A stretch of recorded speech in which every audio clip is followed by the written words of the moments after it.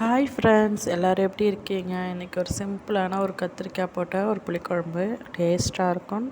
Try பண்ணி பாருங்கள். எண்ணெய் ஊற்றி அது கொஞ்சமாக ஜீரகம், கடுகு, உளுத்தம்பருப்பு போட்டு கருவேப்பிலை போட்டு வெங்காயத்தை நல்லா வதக்கிட்டு, வெங்காயம் நல்லா வதங்கி வந்ததுக்கப்புறமேட்டுக்கு தக்காளி சேர்த்துக்கோங்க.